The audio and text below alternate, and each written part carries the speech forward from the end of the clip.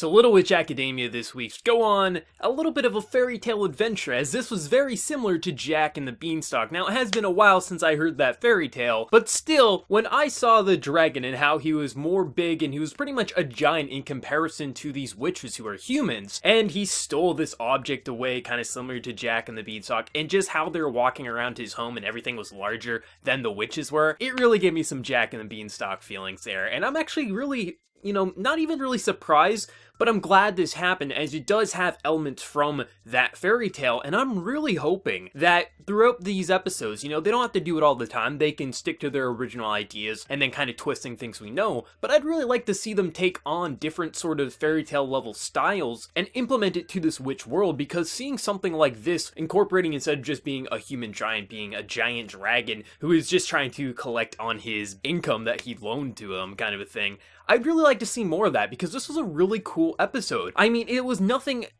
bizarre or out of the ordinary. We've come to expect this type of things with Little Witch. I mean, it's been very Harry Potter for a long time, but it's been doing it in its own way. It has its own charm, its own presence, its own everything to make it unique and stand out. The animation has always been expressive, so even when it gets sloppy, it's still fun to look at. The characters, we're not going to see crazy character development. We've known that since episode 1. This is going to be a simple, pure, lighthearted, fun show that any person of any age can watch. But of course, it is going to borrow from things we've seen, but it's not just a copy and paste. As we can see with this episode, it does have elements to stories such as Jack and the Beanstalk, but it's doing it in its own way. And that's why I think Little Witch Academia works, because it knows exactly what it is. It's not trying to be new and original, it's trying to take things that we know and love and make it magical and make us feel like a kid again. Waking up Saturday morning, watching cartoons, watching those Disney movies that made us smile, made us had fun. This is what Trigger's doing, and it's doing it damn well. I had a blast with this episode. I just thought the overall creativity with it was actually pretty interesting, as when they're going to infiltrate this base because their orb that pretty much lets them have magic got stolen by these dragons. So Amanda and Akko, they're going in to get it fired up, ready to go kind of a thing. Let's go take them down. And when they were going in and they were just attacking these dragons, they were blowing up. And for a while I was just thinking,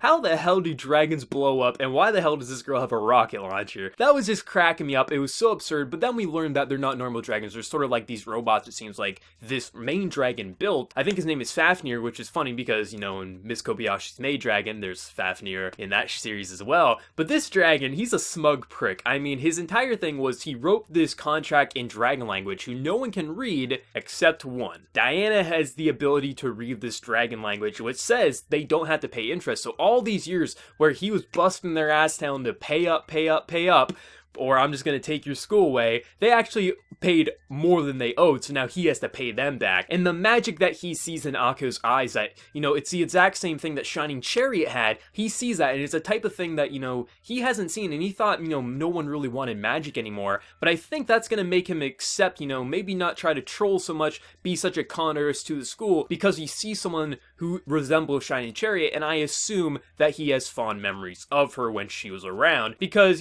dragons are a type of magic. I mean, from every folklore and just story that I've seen, dragon is a form of magic. It's just because really, do we see dragons around in our Earth? So I think with Akko, him and Akko are going to have an interesting relationship. I really feel like when we see them together, they're going to have like a bittersweet, just kind of, they're going to butt heads a bit, but they're going to have a relationship where they both kind of respect each other, but they both talk shit to one another. I think we're going to see something like this. But I just really like this series because at the core, if you enjoyed episode 1, you're still enjoying it up till here. I highly doubt most, I mean, there's going to be some, obviously, of course, I can't speak for everyone, but I'm confident saying probably 99% of the people who are watching with reached this episode are probably enjoying it as much as they did up to the first episode, because it showed you exactly what type of series this was going to be, and it's been consistent. It's going to have episodes you enjoy less, but still, the fantasy, the magical, and the similarities you've experienced in other mediums, other forms of storytelling, is in Little Witch Academia, and it's been doing it perfectly in my opinion. The only thing that I'm a little disappointed in so far, out of these 5 episodes, is that I feel like the OST hasn't had that moment that really made me feel, holy hell, this is getting me hype. I mean, the OST works when it uses it, and I mean, the openings, endings, they're fine, but there's nothing that really sticks out to me yet. That moment where Akko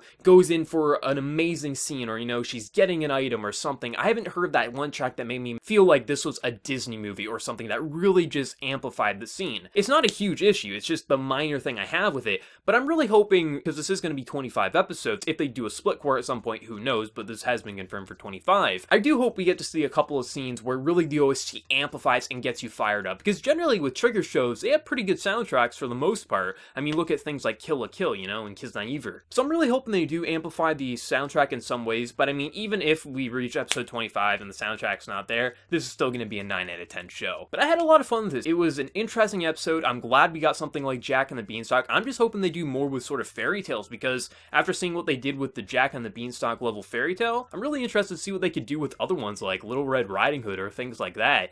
But for anyone who watched this episode, what did you think, and how are you enjoying this series overall? What has been your favorite episode? Let me know your thoughts in the comment section below, and before you leave, hit that like button if you did enjoy the video. If you're new to the channel, be sure to subscribe. So until next time, everyone, please take care and have a good one.